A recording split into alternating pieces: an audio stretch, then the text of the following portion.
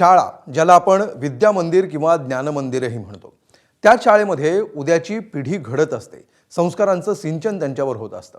या शाळेमध्ये त्यांचं व्यक्तिमत्व बहरत असतं. जिथं मुलांच्या कलागुणांनाही पैलू पाडले जातात, त्यांच्या कक्षा रुंदावल्या जातात. अशा शाळेमध्ये जर त्यांना दहशतीत शिक्षण घ्यावं लागलं तर?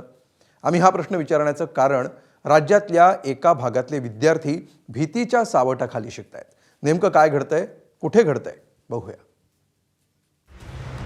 नंदुरबारमध्ये माकडांचा उच्छाद, शाळांमध्ये विद्यार्थ्यांवर हल्ले, पीटीच्या तासाला माकडांचा त्रास, वनविभाग सुस्थित, शिक्षक पालक धास्तीत.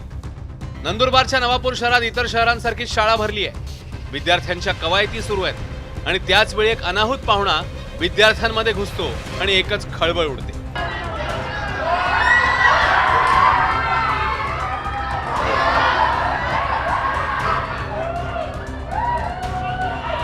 नवापूरमध्ये शाळेमध्ये विद्यार्थी मोठ्या उत्साहाने ज्ञानार्जनासाठी येतात.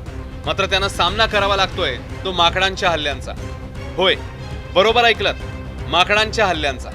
कारण माकडांच्या त्रासाने नवापूरमधील गुजराती हायस्कूल आणि सार्वजनिक मराठी हायस्कूलचे विद्यार्थी अतिशय भीतीदायक वातावरणात वर्गात बसतायत. आमच्याकडे बऱ्याच दिवसापासून माकडाने विविध प्रकारचे हैदोस त्या ठिकाणी घातलेला आहे. आम्ही वेळोवेळी फॉरेस्ट ऑफिसरला तक्रार दिली, माननीय तहसीलदारांना सुद्धा तक्रार दिलेली आहे. परंतु आजपर्यंत आमच्याकडे कुठल्याही प्रकारची ठोस कारवाई त्या ठिकाणी झालेली नाही. कालच्या दिवशी आमच्या शाळेतील एका विद्यार्थ्यावर त्याने प्राणघातक हल्ला केला. आज त्या ठिकाणी एका शिक्षिकेची त्या ठिकाणी गाडी त्याने फोडून टाकली. त्याचप्रमाणे एका शिक्षकावर हल्ला करून त्याला ओरबाडून घेतले. त्याला रेबीजचं इंजेक्शन त्या ठिकाणी घ्यावं लागलं. या विद्यार्थ्यांना कोणत्या अग्निदिव्याला सामोरं जावं लागतंय ते पाहूया.